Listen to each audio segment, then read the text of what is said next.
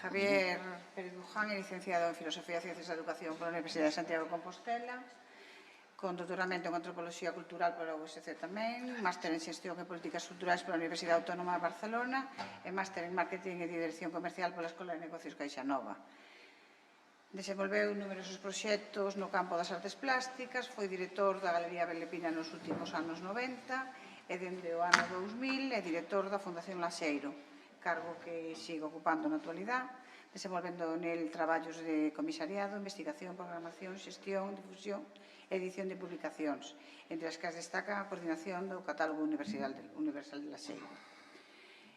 Comisario de numerosas exposicións sobre Laxeiro en distintos países, tamén comisariou numerosos proxectos expositivos de artistas contemporáneos.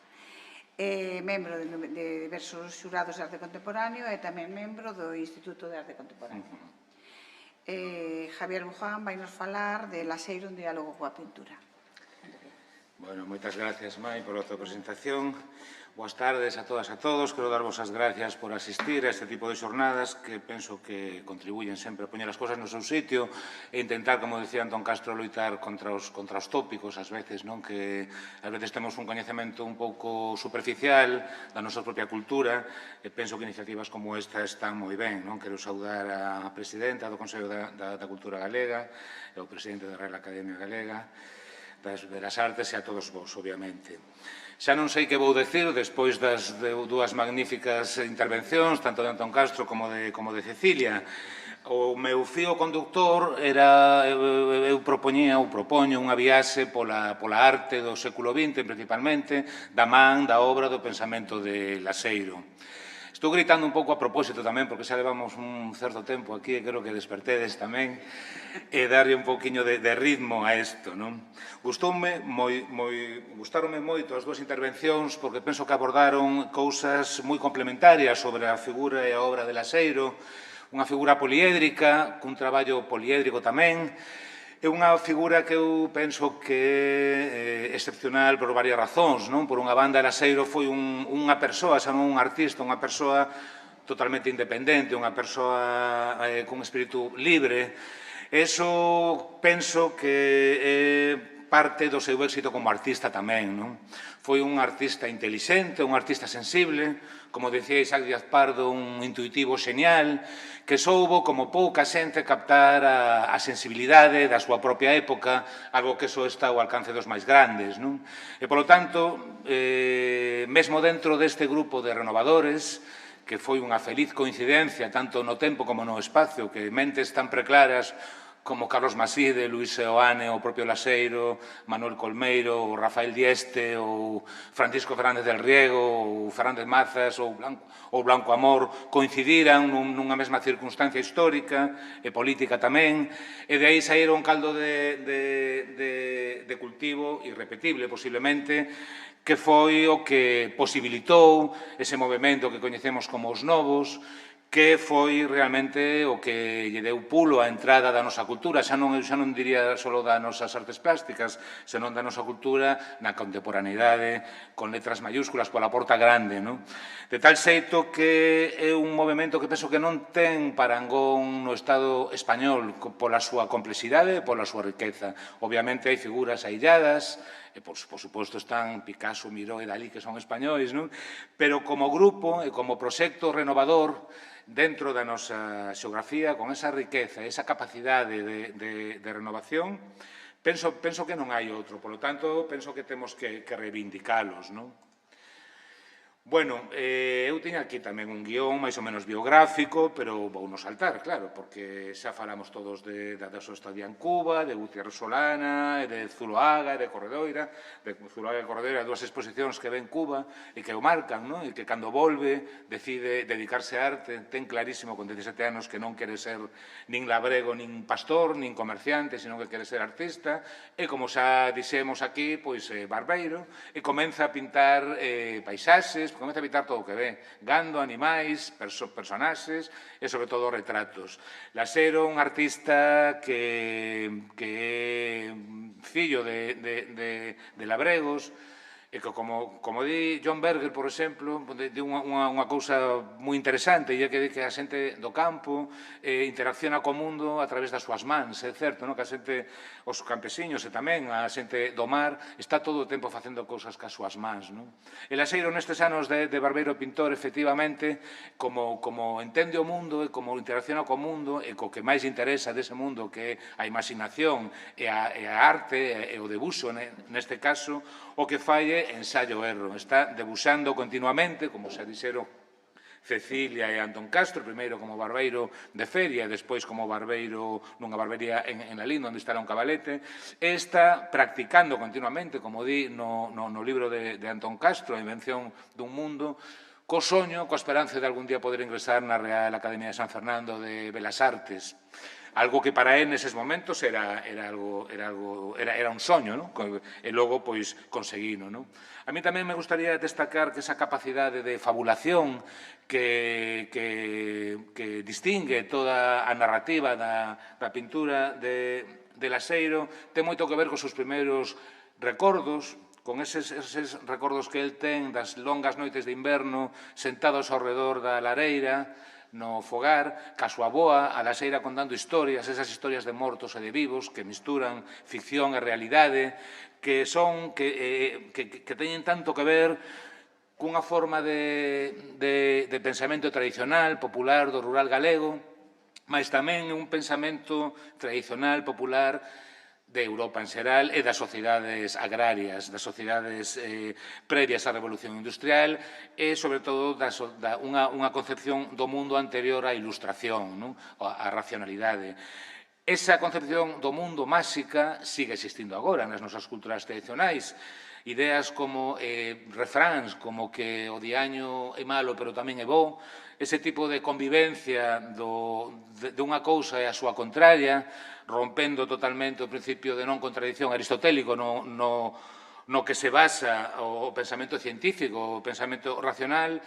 é algo que artella todo o pensamento de Laseiro. É algo que el recoñecerá, outra vez me remito ao libro de Antón Castro, A invención do mundo, cando fala das historias que lle contaba o señor Tacán, un taberneiro, que el dice que é un dos seus primeiros recordos, cando Laseiro apenas tiña 4 ou 5 anos, ese taberneiro asustaba ao neno Laseiro contando esas historias onde se misturaba a maxia, o pensamento máxico, o mundo de máis alá, o mundo dos mortos e o mundo de máis acá. E outra cousa tamén que creo que distingue a súa personalidade e a súa obra é que, si ben é certo que as vanguardas, en xeral, as vanguardas históricas do primeiro tercio do século XX buscaban inspiración e a temática no mundo popular, no mundo da clase traballadora, no mundo dos obreiros e dos labregos, a meirande parte das veces era por unha convicción ideolóxica, como acontecía tamén ca nosa vanguarda histórica, Seoane, Maside,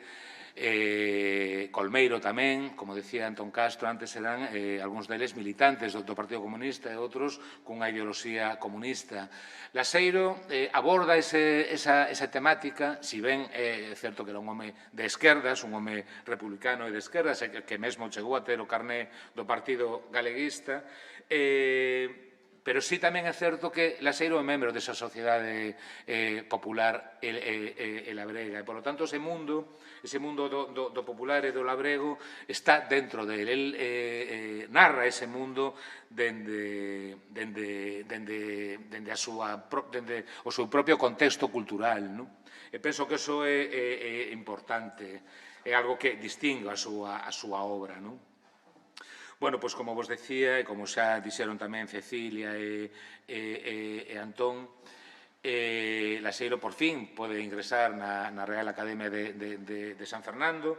e no Madrid dos anos 31 a 33, nese bienio, neses dous cursos que fai en Madrid, fórmase tamén por unha banda como pintor, visitando o Museo do Prado, e por outra banda tamén fórmase culturalmente nesas tertulias, nese ambiente do Madrid republicano no que pode coñecer a compañeiros de xeración e tamén a autores como García Lorca ou como o mesmo Castelao, que era deputado en Cortes, por entón, en Madrid, non? E son anos nos que Laseiro forma unha sensibilidade cultural que eu penso que é moi afín, como decía Antón, a xeración do 27, non? Esa cultura republicana aberta a novas ideas, non? E cando volve para Galicia, efectivamente, sigue asistindo a eses faladoiros, principalmente en Santiago de Compostela, en Pontevedra, máis tarde tamén en Vigo. Eu imagino a Laseiro neses faladoiros, e a Maside, que xa estivera en París, xa viña con información do que se estaba a facer en París, seguramente con revistas, xa Manuel Antonio publicara o seu poemario vanguardista de 4 a 4, penso que non o 26, se non me equivoco. Eu imagino como xoves, como mozos roqueiros totalmente rebeldes que non querían saber nada do que facían autores carrozas para eles, como podían ser Carlos Sobrino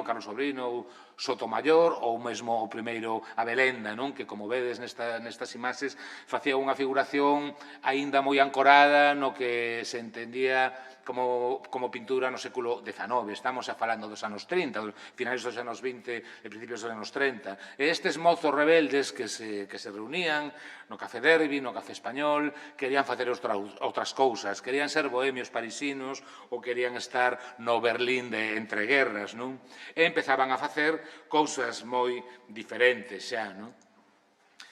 Entón, claro, estes artistas abrazaban eso que se chamou o retorno á orde, a figuración de entreguerras, da que xa falou tamén Antón Castro, unha figuración ás veces idealizada, como é o caso do Picasso neoclásico, despois do cubismo, no que en Laseiro vemos bastantes similitudes, pero tamén outras veces unha figuración crítica, que no caso de Laseiro ten moito que ver cas pinturas negras de Goya, con esa fascinación polo popular, e tamén unha liña, recolle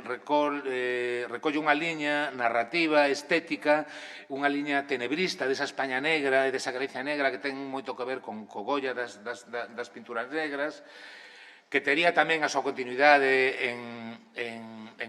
Rembrandt, ou, bueno, a súa continuidade non, sería anterior, que se adelanta a certos acabados, a ese trazo nervioso, espontáneo do Rembrandt, que se adianta ao expresionismo en casi 250 anos, non? Iso é moi importante para Laseiro, non? Mas tamén en Gutiérrez Solana, esa visión do mundo esperpéntica que atopa nas temáticas do carnaval, unha visión do home que ten que ver tamén cun certo distanciamento, unha certa falta de fe no xénero humano, que ten que ver co desastre da Gran Guerra Mundial, e tamén co fracaso das utopías do comunismo, cos totalitarismos soviéticos e o stalinismo. Por lo tanto, hai unha certa desilusión con respecto ao factor humano, non? E tamén con esa figuración de entreguerras, ese retorno á orde que en Alemania adquire un sentido crítico, unha figuración crítica para ridiculizar certos estamentos sociais, neste caso con autores como Otto Dix ou como George Grosz, que abrazaba esta nova obxectividade despois de ser un dos referentes do expresionismo, non? Bueno, toda esta liña tería que ver tamén cun dos precursores do expresionismo, como foi o escandinavo Edvard Munch, e ese pre-expresionismo que intentaba máis expresar que representar, non? O máis expresar que narrar, e que, como vedes, ten moito que ver tamén con Laseiro de primeira época, non? Pero tamén eu quería dicir aquí apuntar unha idea que penso que explica tamén esa querencia polo tenebrismo na pintura de Laseiro, e é que este grupo de artistas estaban tamén dentro do contexto do que era o Partido Galeguista e dentro dun proxecto de construción dunha estética nova para Galicia, diferenciada do que se entendía como pintura española, que estaba moi centrada ou moi influenciada pola luz do Mediterráneo. Pensemos nos posimpresionistas ou como Sorolla ou artistas deste tipo, non? Temos que pensar que en Galicia a experiencia visual non ten nada que ver ca luz mediterránea. É moi interesante pensar este tenebrismo laseiriano, este tenebrismo tamén que abrazaron outros compañeros de xeración que estaban en torno a esta estética do granito, pensalo tamén dentro desa experiencia visual da nosa Galicia, dos largos invernos, no rural galego, non? E metafóricamente tamén é moi interesante identificar este tenebrismo con ese pensamento non racional, ese pensamento do descoñecido, do misterio, do que non se coñece, en oposición á luz do Mediterráneo, que sería a metáfora da cultura clásica, a metáfora do pensamento racional e a metáfora dun mar, o Mediterráneo, do que se coñecen os límites e que, polo tanto, podemos analizar ca razón. Mentras que a mar océana, como decía Torrente Ballester, a inmensidade da mar océano era inconmensurable na Idade Media, funciona moi ben como metáfora para chegarnos a esa concepción do mundo que está máis ancorada nese pensamento prerracional que conecta moi ben con toda a tradición medieval da nosa Galicia e de toda a tradición europea, conectada con Galicia, ademais, polo camiño de Santiago, por séculos e séculos de conexión co norte, coa Europa Atlántica, do camiño de Santiago, non? Todas estas reflexións que vou apuntando, intentando non repetir o que tan brillantemente xa dixeron Antón e Cecilia, concrétase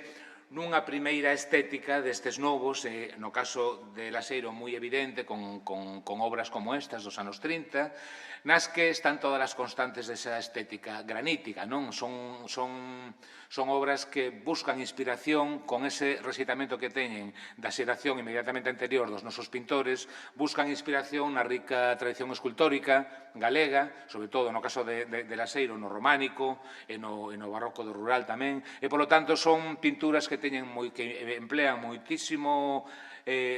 materia pictórica, moito pigmento, e que están casi sempre feitas con espátula, ca técnica de espátula. Polo tanto, os acabados parecen casi máis escultóricos que pictóricos. Son cadros que teñen moitísima textura, non? Por outra banda, adoptan ese tratamento da luz do que falábamos antes, que recolle esa liña evolutiva do tenebrismo e que ten que ver tamén ca tradición do claroscuro do noso barroco español, e que chega a luz a partir da sombra, algo moi atlántico, algo moi galego, non? E que ten que ver tamén con esa paleta cromática que utilizan tan terrosa, e tan falta de cores primarias, por exemplo, ou tan faltas de cor branca.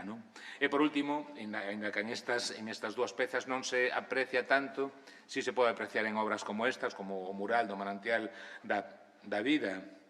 ou tamén co Trasmundo, dúas obras cas que Laseiro pecha o que podíamos chamar esta primeira época da estética granítica, dúas obras do principios dos anos 40, nas que si vemos tamén ese horror ao baleiro. Malia que este mural, o Manancial da Vida, quizás é das poucas obras nas que Laseiro si se deixa influenciar por certa visión do mundo mediterránea, non? Antón falaba de Tiziano, e si ten unha certa luz mesmo mediterránea, si que están esa figuración idealizada, esas figuras como graníticas, esa paleta terrosa. E, sobre todo, un horror ao baleiro que é moi característico de Laseiro e que mesmo cando abandona a estética do granito seguirá utilizando, non? Trasmundo é un exemplo paradigmático de todo isto. Aquí están todas esas constantes do primeiro Laseiro.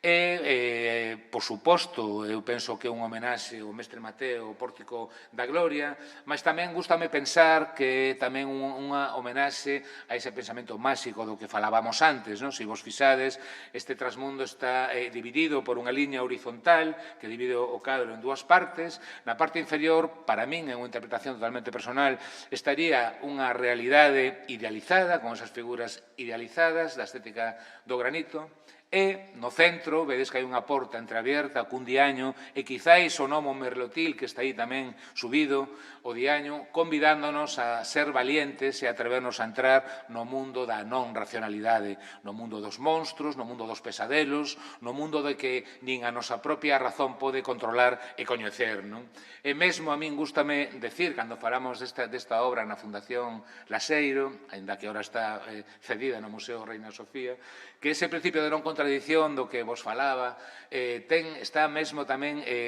plasmado aquí, se vos fixades nesa liña de horizonte que hai ao fondo, por unha banda, na parte dereita hai unha calma chicha total nese mar, que está totalmente calmo, nesa oscuridade, pero, sin embargo, por a banda esquerda xa hai un anuncio dunha certa tormenta. Por lo tanto, vemos que a Laseiro non lle importaba a coherencia racional das súas narracións, senón que o que lle importaba era a efectividade das súas narracións, expresar un mundo que para él non tiña por que ser lóxico, pero sí tiña que ser verdadeiro, que iso é algo moi interesante nel, non? E tamén eu penso que esa escenificación, ese carácter escenográfico que moitas das obras máis importantes do noso pintor teñen, esa narratividade, teñen moito que ver tamén con ese traballo que Laseiro fixera cando era un adolescente na Habana, que traballou no Teatro Martí como axudante de escenografía. Eu penso que iso é algo que a él o marcou, como se pode ver en cadros como este Trasmundo, non? Temos que decir tamén que Laseiro era un home enamorado da vida, pero era un home enamorado da peripecia humana, era un home enamorado das cousas que nos pasaban, das desgracias e das alegrías, non? E, polo tanto, non é un artista de paisaxes e figuras, non é un artista de bodegóns. En casi todas as obras de Laseiro hai personaxes, sexan estes animais ou sexan seres humanos. E moi frecuentemente hai personaxes anómalos, hai personaxes que son tolos, personaxes que están no borde da normalidade social, ou tamén ese mundo que a él lle gustaba tanto e lle interesaba tanto como era o mundo infantil, o mundo dos nenos, porque para él era un mundo que aínda non estaba domesticado, era un mundo que aínda non estaba, digamos, encorsetado xa nas normas sociais e políticas do mundo dos adultos, algo moi importante que haberá que estudiar nalgún momento, non? E isto conecta con toda esa liña da que vos quero falar, da pintura de xesto, a pintura pulsional, a pintura non reflexiva, que atravesa toda a arte do século XX, en paralelo a esa outra liña da pintura analítica, como a pintura xeométrica, os minimalismos, ou a abstracción xeométrica, ou o cubismo, etc. Laseiro, obviamente, percorre todos eses anos, desde todo que van para ellos ao século XX, o carón desa liña evolutiva que empezaría cos expresionismos e que remataría xa nos anos 90, como decía Antón, cos neoexpresionismos, cas pinturas de xesto da posmodernidade de finais dos anos 80 e os anos 90. Non? Como xa sabedes, Laseiro marcha para Bos Aires no ano 50, no ano 51, convidado para facer unha exposición, e fai esta obra que é paradigmática no seu traballo, que é un autorretrato, que, como vedes, é un cadro casi abstracto. Si lle borráramos ese ollo que se ve aí insinuado, podría ser unha peza abstracta, non? Vemos que aínda conserva ese horror ovaleiro, barroco, sensual, que Laseiro, tan característico da súa obra, pero vemos tamén que a súa pintura empeza xa a aclararse, xa aparecen brancos, aparecen vermellos, empezan a aparecer cores primarias, non? Laseiro chega a un Bos Aires, capital cultural de Sudamérica, como xa se dixo aquí, e el chega nun momento no que asiste a unha pelexa, un debate entre os partidarios da abstracción e os partidarios da figuración, unha figuración crítica que pensaban os seus partidarios que podía ser un instrumento de loita política. El asiste a eses debates de forma divertida e cultiva amizades nos dous bandos, por decirlo así. Eu estiven en Bos Aires no ano 2006,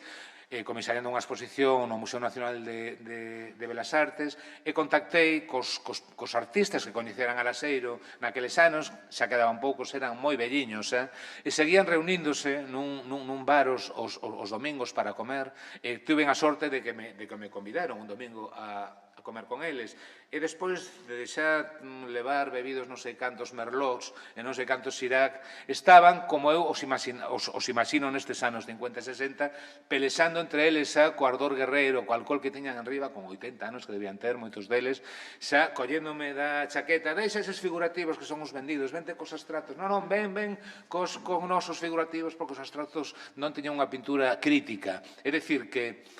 realmente neses anos Bos Aires era unha cidade que fervía en diferentes propostas que querían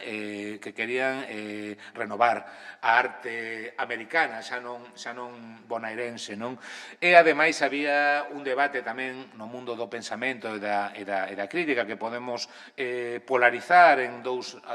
críticos e comisarios como foron Marta Traba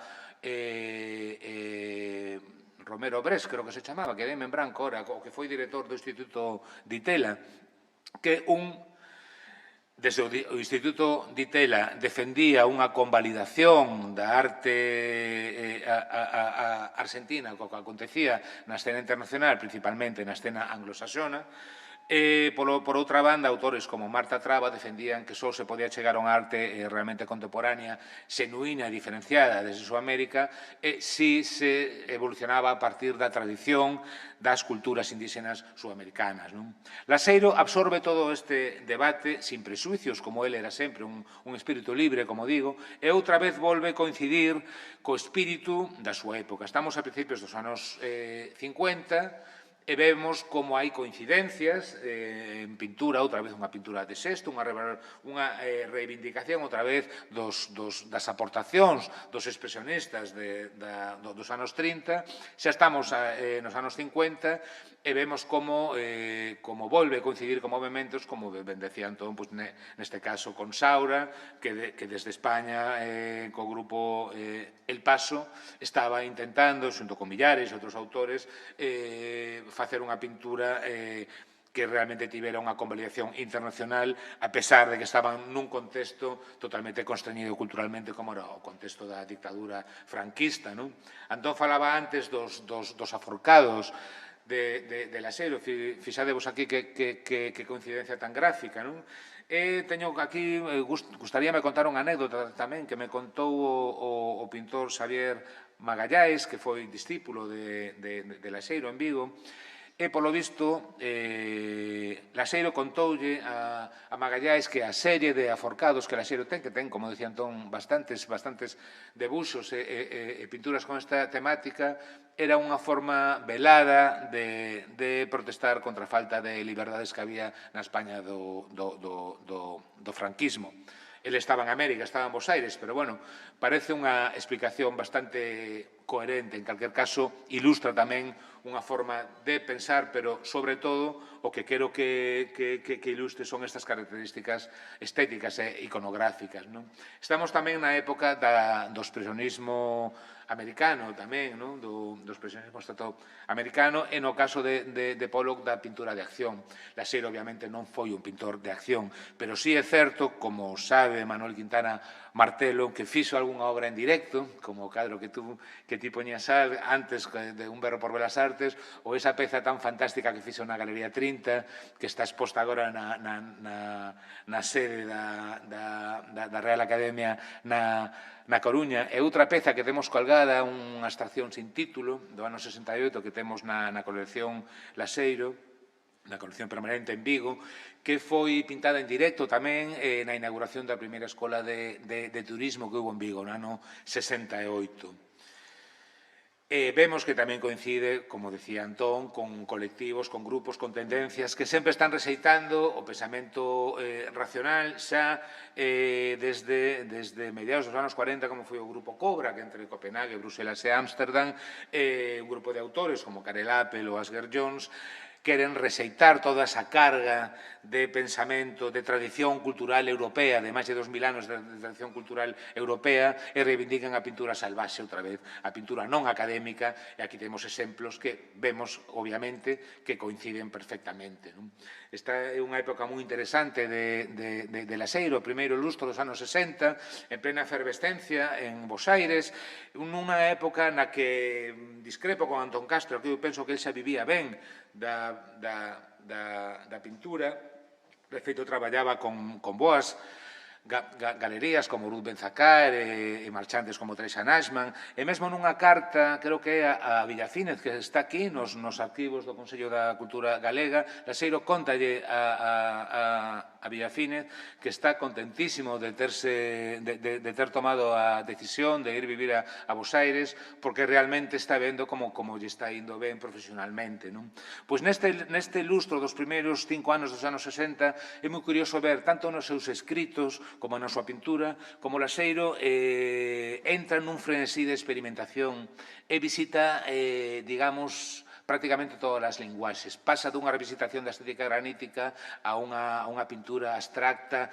na que a mancha manda sobre a liña, algo moi raro en Laseiro, un debuxante xenial que decía, ademais, que para él a liña era como a partitura na pintura, era como pentagrama nunha partitura, que había que pintar a partir dunha boa composición a partir da liña. Pois ben, neste lustro dos anos 60, dos anos 60 aos anos 65, fai unha serie de obras nas que a mancha é a que manda sobre o trazo, desaparecendo casi totalmente o trazo. E coincido, como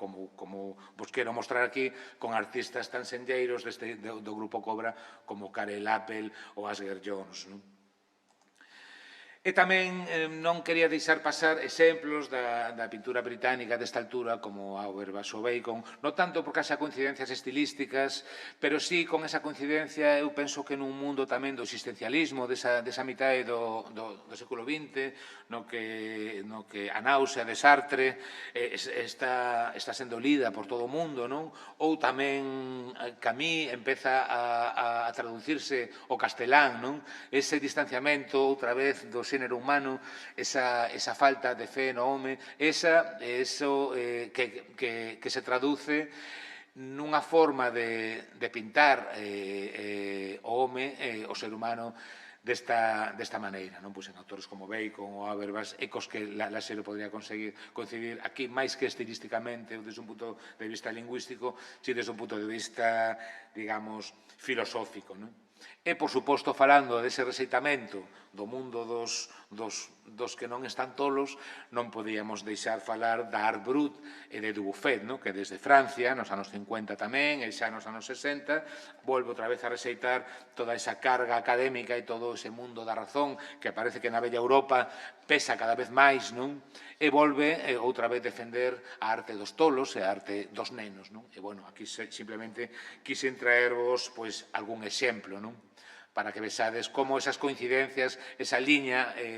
narrativa da pintura de xesto e da pintura non racional vai atravesando todo o século XX. Como tamén decía Antón Castro, Laseiro tampouco foi alleo a esa outra liña máis analítica das pinturas xeométricas, pero sempre levadas ao seu terreno. Laseiro era un artista sensual, un artista da liña curva, un artista do non análisis. É moi raro atopar bosquexos na obra de Laseiro. Nós temos na Fundación catalogadas unhas 4.000 referencias. É raro atopar bosquexos de obras que logo pasaron ao lienzo, de obras maiores. Por lo tanto, a xeometría que Laseiro ve en artistas como Torres García, Joaquín Torres García, que tuvo unha grande influencia na arte sudamericana dos anos 50 e 60, ou a xeometría que ve no seu admirado Picasso, o Picasso poscubista, o Picasso cubista tamén, el sempre a leva ao seu terreno, como os grandes, a esa caligrafía rápida e a esa xeometría que non é analítica, que non é unha descomposición dos planos da imaxe de forma racional, sino que poderíamos chamala quizáis unha pintura xeométrica intuitiva, unha pintura xeométrica na que o que manda é a primeira impresión, tanto a hora de construir a obra, como tamén cando convida o espectador a contemplala, a ese goce estético. E se Trasmundo era a obra que pechaba esa primeira época granítica, unha obra na que decíamos que está toda esa fantasía, en a que mistura todas as súas linguaxes dos anos 30 e 40, é unha obra tamén na que a min me gusta falar da literatura fantástica e de autores como Lovecraft, por exemplo, que no ano 46 comenzaba a traducirse ao castelán, Esta obra que temos aquí, que se chama A Vida, é unha obra tamén que é dun laseiro maduro, tamén de finais dos anos 60 e do ano 68. É un papel de 4 metros, feito dunha sola sesión, unha sola sentada, con tinta china e pincel. É unha obra na que podemos ver que outra vez, sin ningún tipo de vergonza, volve a misturar todos os registros e todos os mundos e as estéticas e as linguaxes que a él lle interesan. Aquí podemos seguir vendo a Picasso, obviamente, pero tamén podemos ver a Saura, podemos ver ao Munch do Grito, aquí ao fondo nestas personaxes, o Olla das Pinturas Negras. Rembrandt sigue estando tamén por aquí citado, non? Este totum revolutum, esta pintura orgánica, pois é a pervivencia dese horror ovaleiro que Laseiro tiña xa nesa primeira época de estética granítica, herdeira tamén desa arte románica, que José Ruibal, nun texto precioso dos anos 50, razona dicindo que é unha estética que responde a algo que el chama como a lei do máximo contacto, e que arranca en Mesopotamia e que se introduce en Europa a través do Imperio Carolingio, chegando ao románico, onde podemos ver esos grupos escultóricos que sempre están unidos pola máxima superficie posible entre os corpos. Eu non sei hasta que punto eso responde tamén a unha falta de recursos dos escultores románicos para tallar en bulto redondo, ou ten que ver tamén con unha intención lingüística. En calquera caso, esa lei do máximo contacto sí que é algo que perseguirá a Laseiro mesmo hasta as últimas obras súas, as obras abstractas dos anos 80, xa esas tintas de cores primarias que todos temos na nosa cabeza e que teñen, penso, moito que ver tamén con outro traballo que Laseiro desempeñou na Habana como foi o de proxectista de vidrieras na Casa Ballesteros Hermanos. Esas abstraccións de cores azuis, vermellas, con eses trazos negros que semellan as plomadas cas que se insertan os diferentes trozos de vidro. E esta peza, A Vida, volvendo á vida, está pendurada na nosa colección tamén en Vigo, na Fundación Laseiro. E cando facemos visitas guiadas, todo o mundo fala do Guernica. Todo o mundo di, pareces o Guernica. Home, eu diría que sí, pero tamén diría que non. É certo que as proporcións, ainda que o Guernica é moitísimo máis grande, as proporcións son similares. Os dous son cadros en branco e negro, obviamente, iso tamén fai que nos faga pensar un e outro. Os dous son cadros bastante barrocos, é certo, tamén é verdade. E tamén é certo que hai algunha liña compositiva, hai unha liña imaginaria diagonal que iría desde o cuadrante superior esquerdo hasta o cuadrante inferior dereito, ou unha especie de triángulo co vértice na parte superior, que intuitivamente podenos levar a unha certa identificación, ademais de unha certa estética picassiana que está no cadro de Laseiro. Pero tamén todos sabemos que as diferencias son moitas, non? En primeiro lugar, o Guernica conmemora un feito tremendo como foi o bombardeo de Guernica, o primeiro bombardeo aéreo de población civil na historia da humanidade, polo visto. E A Vida é un cadro que celebra a vida. Si ben é certo que no cadro hai personaxes mutilados, nais gritando, xente gritando ao fondo, alguén chorando, este cadro eu o interpreto como unha celebración da vida. Laseiro, como bo labrego que era, entendía que o milagro de estar vivo era un regalo. E nese milagro de estar vivo, nese paquete, iban incluídas tamén o sufrimento, iban incluídos a morte e iba incluído todas as desgracias. Pero digamos que é un cadro de celebración, é un cadro de homenaxe ao milagro de estar vivo.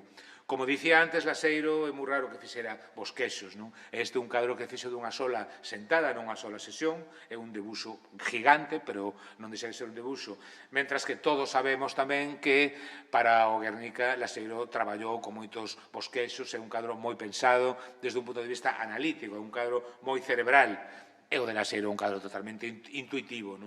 E, por último, é obvio que no cadro de Laseiro hai tamén un análise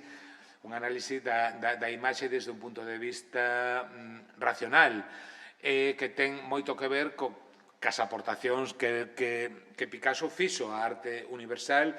que están, moitas delas están ancoradas nesa liña da que falábamos antes, máis analítica que pulsional, por decirlo así. Estou rematando xa, E, bueno, xa estamos nos anos 70 e vemos que Laseiro sigue esta liña, unha figuración libre, unha figuración espontánea que siguen outros artistas tamén como Saura e como Picasso. Ou outras veces achégase a unha abstracción lírica delicadísima, preciosa, que neste caso pois eu atrevo a poñer aquí o carón dunha peciña preciosa tamén de Joan Miró. Son exemplos desa liberdade que aquel Laseiro traballou durante toda a súa vida e que o fixo estar sempre nesa narrativa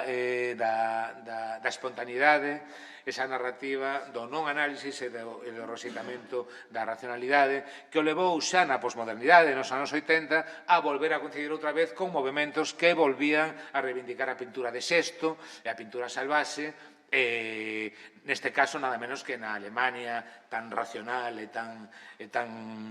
planificadora como foi o grupo dos Novos Salvaxes, dos que autores como Baselis ou A.R. Penck, por exemplo, son exemplos. Este cadro de A.R. Penck é un cadro do ano 2000, é un cadro que tivemos na Fundación Laseiro nunha exposición que lle fixemos no ano 2003, creo que foi. Esta é unha peza de Laseiro do ano 74, se non recordo mal. Cando Penck viu esta obra de Laseiro, quedou sorprendido. El comentou precisamente que, home, esa obra podía tela asinado eu, porque neste caso o paralelismo é moi sorprendente, casi espectacular. Non creo que Laseiro coñecera os Novos Salvaxes nos anos 80, pero sí é certo que grupos como Atlántica no ano 81, tamén un grupo que reivindica tamén desde Galicia unha pintura de xesto, no que estaba Moldes, por exemplo, o noso querido Moldes, o noso recordado Moldes, reivindica a Laseiro tamén como un modelo, como unha referencia que eles tiñan dentro de Galicia e que, sin embargo, Atlántica nace cunha vocación moi forte de mirar cara fora, cara ao que se estaba facendo en Europa e en América dentro dese contexto da pintura posmoderna e da reinterpretación de códigos que xa se abordaran en movimentos anteriores. Ese grafismo, esa liberdade que Laseiro ten e que o acompaña durante toda a súa vida e que lle ven desa época de barbeiro pintor, cando se fixo un debuxante compulsivo, chega mesmo a ter coincidencias tan sorprendentes como xa estamos na arte urbana neoyorquina, con autores como Basquiat, este artista que Andy Warhol introduce nas galerías de artes e nos museos, pero que en realidad era un artista urbano, un artista da rúa, e que, se o poñemos ao lado dun Laseiro como esta cariña que é da colección Alcalde Varela, pois vemos que non hai demasiadas diferencias. Basquiat nestes anos era un rapaz nos anos 80 que tería, non sei, 20 e poucos anos ou algo así, e Laseiro nos anos 80 xa era todo un venerable anciano. Entón, bueno, son coincidencias que non deixan de ser ilustrativas e que conectan, como decía, con esa arte urbana que hasta podemos chegar a falar de nomes como Keith Haring, auténticos precursores do grafite no Nova York dos anos 80. Con todo isto, quero decir que Laseiro foi quen de construir unha obra heteroxénea durante todo o século XX, pero que non deixou de estar conectada ca sensibilidade de cada momento, non como alguén que sigue as modas, sino como alguén que realmente estaba en sintonía co seu tempo, algo que solo distingue aos grandes artistas, razón pola que a Real Academia acordou dedicar o Día das Artes deste ano a unha figura como Laseiro, e razón tamén pola que hoxe estamos todos aquí falando de Laseiro como un dos artistas a ter en contra se queremos entender a nosa arte desde a nosa época actual. E nada máis, espero que os gustara e que non terme repetido co que o dixeron xa os meus ilustres compañeiros de mesa. Moitas gracias.